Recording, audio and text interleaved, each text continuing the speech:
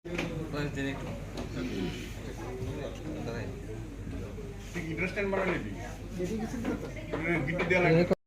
बजे तक कैंपेनिंग संभव है। उसके बिना बाद कैंपेनिंग फर्स्ट फेज का हम बताएं देखें तो 27 मार्च है और कोई भी अगर फॉर्म सबमिट किया जाता है तो उसके बाद मिनिमम 7 डेज का टाइम हियरिंग के लिए दिया जाता है। तो आप ये कह देते अब तक जितने फॉर्म्स आ गए हैं, जो कल तो आपका नॉमिनेशन स्टार्ट हो गया जाएगा कल से, तब तक जितने पेपर फॉर्म्स सबमिट हो गए हैं उनका डिस्पोजल तक जो नंबर आ जाएगा उससे फाइनल फिगर हमें मिलेगी 27 मार्च को इलेक्ट्रल रोल जो 1 त्रिपुरा वेस्ट की है उसके लिए। सिमिलरली अगर हम 1 त्रिपुरा ईस्ट की बात करेंगे तो उनका जो लास्ट डेट ऑफ नॉमिनेशन है आपका 4 अप्रैल 2024 को, तो उस समय तक जो उनके रिलेटेड जो असेंबली सेगमेंट्स हैं उसमें जो इलेक्ट्रल रोल है उसका जो फाइनल नंबर होगा उसको मिला के टोटल इलेक्टर्स डिसाइड होंगे। जैसे आप जानते हैं दोनों पार्लियामेंट्री कंस्टिट्यूंसी में 60 असेंबली सेगमेंट्स में से 30 आती हैं। आपका जो वेस्ट सीट है उसमें आपका पूरा वेस्ट त्रिपुरा डिस्ट्रिक्ट, सफाई जिला डिस्ट्रिक्ट आता है और साउथ और गोमती के पार्ट आते हैं, कुछ असेंबली कंस्टिट्यूंसी आती हैं। अगर हम ईस्ट सीट की बात करें तो उसमें आपके 4 डिस्ट्रिक्ट पूरे आते हैं, जिसमें नॉर्थ, उनाकोटी, ढलाई, खोवई है और साउथ एंड गोमती के उसमें भी पार्ट आते हैं। तो इस वे में टोटल ब्रेकअप है। आपका जो 7 रामनगर असेंबली का जो बाई इलेक्शन है उसमें टोटल नंबर ऑफ इलेक्टर्स है 45,659 और इसमें टोटल पोलिंग स्टेशन की बात करें तो पूरे स्टेट में 3,349 पोलिंग स्टेशन हैं, प्लस एक ऑक्सिलरी पोलिंग स्टेशन का हमें अप्रूवल मिला रिसेंटली जो साउथ त्रिपुरा में शांति बाजार सब डिवीजन में आपका काला लॉकडाउन एरिया, उसमें ग्रुप माइग्रेंट फैमिलीज जो नॉर्थ त्रिपुरा में थी वो परमानेंट सेटलमेंट के लिए वहां शिफ्ट हो रही है, तो उनके लिए एक नया पोलिंग स्टेशन वहां क्रिएट होगा जो तब लास्ट दिसंबर असेंबली डिवीजन तक वो क्लैरिटी नहीं थी, तो ये एक नया नंबर ऐड हुआ। तो हम अब कह सकते हैं 3,350 टोटल पोलिंग स्टेशन हैं। इसमें आपका जो 1 त्रिपुरा वेस्ट है उसमें टोटल पोलिंग स्टेशन हो जाते हैं 16,086, जिसमें 1 जो ऑक्सिलरी पोलिंग स्टेशन उसको इंक्लूड कर दिए, और जो 2 त्रिपुरा ईस्ट है उसमें टोटल पोलिंग स्टेशन है 16,064। इसमें अगर हम टोटल बात करें टोटल 3,350 में 705 आपके अर्बन आएंगे, 2,645 आपके रूरल एरिया में आएंगे। और कुछ पोलिंग स्टेशन में जैसे आप देखते हैं कि एक ही लोकेशन में एक से ज्यादा पोलिंग स्टेशन होते हैं, पर्टिकुलर अर्बन एरिया में बात करें तो उस हिसाब से total distinct polling station locations हैं 2,524 प्लस एक ऑक्सिलरी पोलिंग स्टेशन तो उसी में ही आ जाएगा, तो 2,524 रहेगा, जिसमें अर्बन लोकेशंस हैं 421 एंड रूरल लोकेशन 2,103। हम लोग का टोटल जो इलेक्टर पॉपुलेशन रेशियो है वो है 675। लास्ट ईयर जब समरी रिवीजन हुआ था 2023 में, जब जनवरी 2023 में नोटिफिकेशन फाइनल इलेक्टोरल रोल का नोटिफाई किया गया था, उस समय इलेक्टोरल पॉपुलेशन रेशियो था आपका 67, वो बढ़कर 675 हो गया। ऐसे जेंडर रेशियो पहले 989 था, वो बढ़ के 991 हो गया है। तो दैट मीन्स की नंबर ऑफ फीमेल वोटर्स के इंक्लूजन ज्यादा हुआ कंपेयर टू मेल वोटर्स, जिसकी वजह से ये जेंडर रेशियो इंप्रूव हुआ है। और पार्लियामेंट्री कंस्टिट्यूएंसी में हमारे टोटल सर्विस वोटर्स जो हैं वो 10,266 हैं, जिसमें 1 त्रिपुरा वेस्ट में 5,917, 2 त्रिपुरा ईस्ट में 4,349। इसके अलावा 18-19 ईयर्स की जो एज ग्रुप में जो मतलब न्यू वोटर्स हैं, यूथ जिनको फर्स्ट टाइम वो वोट देंगे, वो टोटल नंबर स्टेट में 69,782, इसमें 1 त्रिपुरा वेस्ट 33,152, 2 त्रिपुरा ईस्ट 36,630। तो this will be the new voters. Election commission का निरंतर प्रयास है कि जो भी नए वोटर्स आ रहे हैं जो 18 ईयर्स कंप्लीट कर रहे हैं उनको विशेषकर उनका ध्यान आकर्षण किया जाए, वोट की महत्ता बताई जाए ताकि वो बड़ी संख्या में आकर वोट दें। असेसिबल वोटर इन्फॉर्मेशन स्लिप भी बनाई जाती है जो कहते जो देख नहीं पाते हैं, तो उनके लिए एक ब्रेल में असेसिबल वोटर इन्फॉर्मेशन स्लिप उनको अवेलेबल की जाती है ताकि उससे वो भी जान पाए कि उनको कहाँ पे वोट डालना है। ईवीएम टोटल आपको इलेक्शन में, जैसे आप तो पता ही है ईवीएम वीवीपैट के थ्रू इलेक्शन होता है, तो हमारे 3,350 जैसे पोलिंग स्टेशन हैं, तो उससे हमारे कई गुना, मतलब 1.8 टाइम्स उसमें हमारे पास ईवीएम्स हैं। अगर एग्जैक्ट संख्या की बात करें तो 6,331 हमारे पास बैलेट यूनिट्स हैं, 6,615 कंट्रोल यूनिट्स हैं, 6,296 वीवीपैट्स हैं, जिसको ऑलरेडी फर्स्ट लेवल चेकिंग किया जा चुका है और उस समय मीडिया और पॉलिटिकल पार्टी सभी के प्रेजेंस में वो किया गया। और हाँ, अब उसका रेंडमाइजेशन भी आपका आज हो गया है। और इसी टाइप से जो आपका 7 Ramnagar assembly constituency by election होना है, उसके लिए भी ईवीएम्स टोटल 98, उसमें टोटल 49 पोलिंग स्टेशन हैं, तो उसके लिए डबल 98 भी बैलेट यूनिट, कंट्रोल यूनिट और वीवीपैट्स, उनका भी एफएलसी फर्स्ट लेवल चेकिंग किया जा चुका है। बाकी आपका जो एक अफिडेविट की रिक्वायरमेंट रहती है, उसमें जैसे आप सभी जानते हैं जो भी नॉमिनेशन होता है उसमें कैंडिडेट्स को एक अफिडेविट देना होता है, उसमें अपने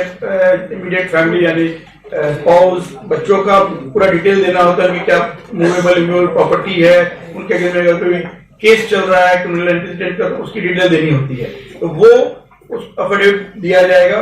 अगर किसी के कोई क्रिमिनल एंटीसीडेंट है तो ऑनरेबल सुप्रीम कोर्ट के जजमेंट के हिसाब से उसकी डिटेल्स लास्ट डेट ऑफ मतलब डेट ऑफ विड्रॉल के बाद और 48 hours before the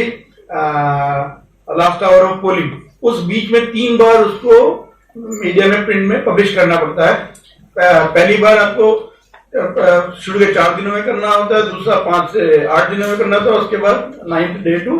last date of campaigning जो है उस बीच में आपको न्यूज़पेपर में पब्लिश करना होता है। और पॉलिटिकल पार्टीज को भी करना होता है, कैंडिडेट को भी करना है, दोनों को करना होता है। उसके स्पेसिफाइड फॉर्मेट्स हैं जिसके अंदर उसको करना है, वो उसी में वो किए जाते हैं। तो आप लोग भी उस चीज पे ध्यान रखें कि वो अलग अलग मीडिया में जब प्रिंट होगा तो सभी कैंडिडेट्स के आ रहे हैं कि नहीं। इसके अलावा इलेक्शन एक्सपेंडिचर एक लेवल प्लेइंग फील्ड रहे सभी कैंडिडेट्स के बीच में, उसके लिए कमीशन ने निर्धारित किया है दोनों जो हमारी पार्लियामेंट्री कॉन्फ्रेंसी है उसकी सीलिंग लिमिट है एक्सपेंडिचर की 95 lakh.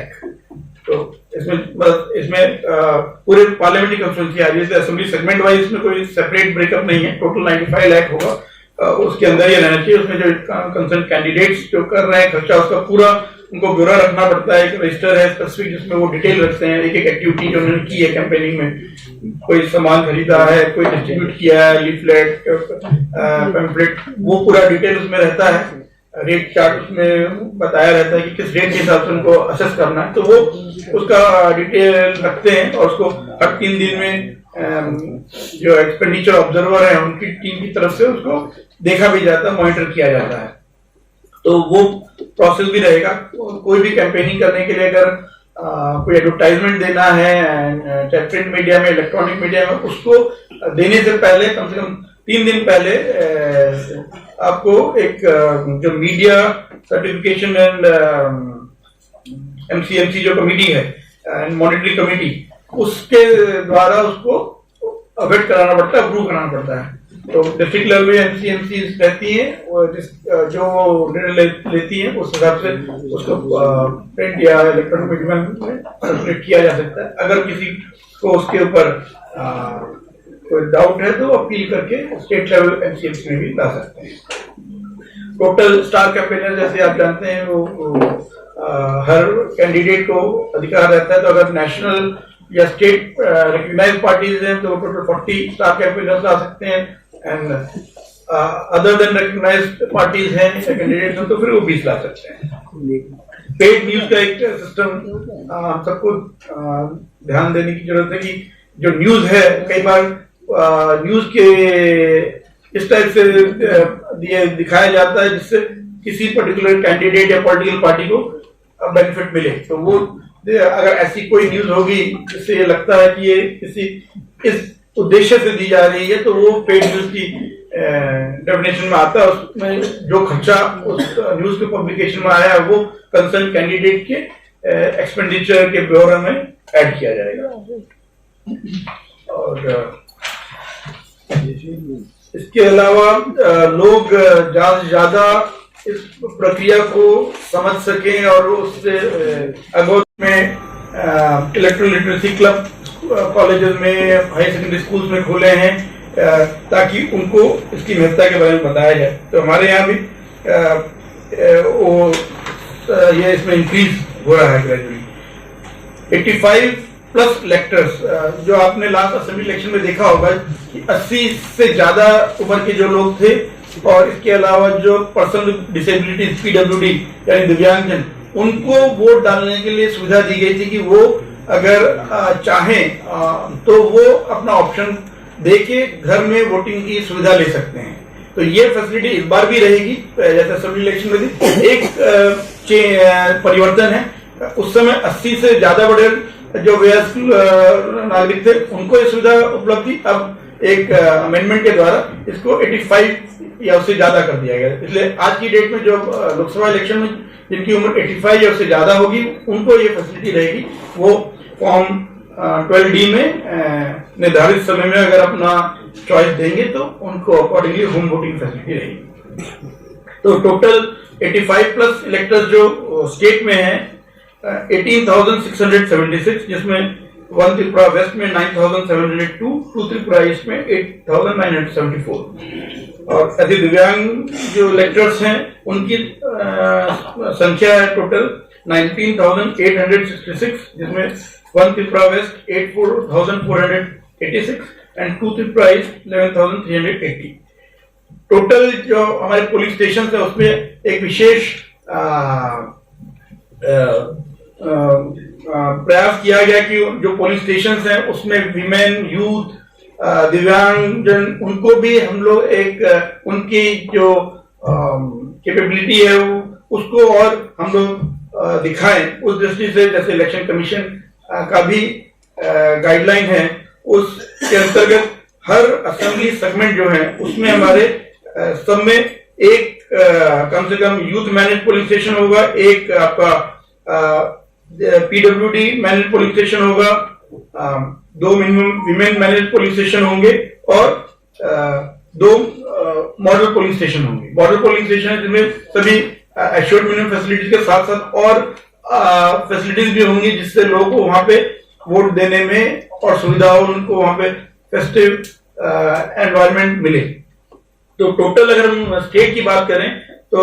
Out of 3,349 plus 1 auxiliary जो पोलिंग स्टेशन है उसमें 154 विमेन मैनेज पोलिंग स्टेशन है, 60 PWD यानी दिव्यांग जन द्वारा मैनेज पोलिंग स्टेशन है, 121 मॉडल पोलिंग स्टेशन है, 60 यूथ मैनेज पोलिंग स्टेशन है। तो ये ओवरऑल इलेक्टर्स का डिटेल है। इसके अलावा आपका जो पोस्ट जो लोग इलेक्शन ड्यूटी में एंगेज रहेंगे, चाहे वो पोलिंग पर्सनल हो, चाहे पुलिस पर्सनल हो या और अलग अलग कार्य में जो लोग होंगे जिनको इलेक्शन डे में, पोल डे में अपने पोलिंग स्टेशन में जाके वोट डालने की सुविधा नहीं हो पाएगी क्योंकि वो इलेक्शन काम में व्यस्त होंगे, ऐसे लोगों को पोस्टल बैलेट के द्वारा वोट देने की फैसिलिटी होगी। साथ ही साथ क्योंकि ये पार्लियामेंट्री कॉन्फ्रेंसी है, इसमें even EDC election duty certificate उसकी भी सुविधा रहेगी, जिसमें कोई भी अगर पर्सन जिसको इलेक्शन की ड्यूटी दी गई है वो अगर उसी पार्लियामेंट्री कॉन्फ्रेंसी में है जिसमें उनका भी वोट आता है तो उनको पोस्टल बैलेट की बजाय EDC सर्टिफिकेट दिया जाएगा। EDC सर्टिफिकेट के द्वारा उनको यह अधिकार दिया जाता है कि वो उस पार्लियामेंट्री कॉन्फ्रेंसी के किसी भी पोलिंग स्टेशन में जाके on the day of poll polling कर सकते हैं। तो वो इसलिए कोई भी पोलिंग स्टेशन हो सकता है। तो इसका मतलब ये हुआ कि वो जिस भी पोलिंग स्टेशन में जा रहे होंगे उद्देश्य यही रहता है कि वो अपने पोलिंग स्टेशन में नहीं जा पाएंगे, इसलिए उनको EDC दिया जाता है, यानी कि वो किसी और पोलिंग स्टेशन में जा रहे होंगे जो उनकी ड्यूटी के एरिया के आसपास होगा। तो उसका अगर हम सिंपल मीनिंग देखें यानी कि उस इलेक्टोरल रोल में जितने भी नाम होंगे उससे ये नाम ज्यादा होंगे, मतलब वो उसमें एडिशन होगा। अगर आप मान के चलिए किसी पोलिंग स्टेशन में 1000 वोटर्स हैं तो वहां पे अगर आपके 5 लोग EDC वोट डालने आएंगे तो 1005 बन जाएगा। तो उसका मतलब ये ना माना जाए कि इसमें नंबर ऑफ वोटर्स बढ़ कैसे गए, अगर उसमें 1000 ही थे तो 1005 कैसे हो गए, क्योंकि ईडीसी देने का मतलब होता है कि उनका जो ओरिजिनल इलेक्टरल रोल है उसमें उनका नाम स्ट्राइक आउट कर दिया जाता है कि वहां पे वो वोट मतलब क्योंकि वहां से उनको हटा दिया गया और वो किसी न किसी और जगह डालेंगे। तो ओवरऑल टोटल जो इलेक्टर्स है जो भी हमने संख्या बताई वो सेम रहने वाली है, लेकिन ऐसे लोगों को इलेक्शन ड्यूटी में क्योंकि वो अपने पुलिस स्टेशन में नहीं जा पा रहे हैं इसलिए नियरेस्ट पुलिस स्टेशन में जाएंगे, तो उस वजह से वहां पे पोलिंग स्टेशन का जो टोटल वोट पोल्ड है वो हो सकता है इवन टोटल नंबर ऑफ जो इलेक्टर्स आपके उस पोलिंग स्टेशन में इलेक्टरल रोल में लिखे उससे ज्यादा हो जाए, लेकिन उसमें कोई किस तरह का डाउट नहीं रहना चाहिए, कंफ्यूजन नहीं रहना चाहिए कि नंबर कैसे ज्यादा हो जाए।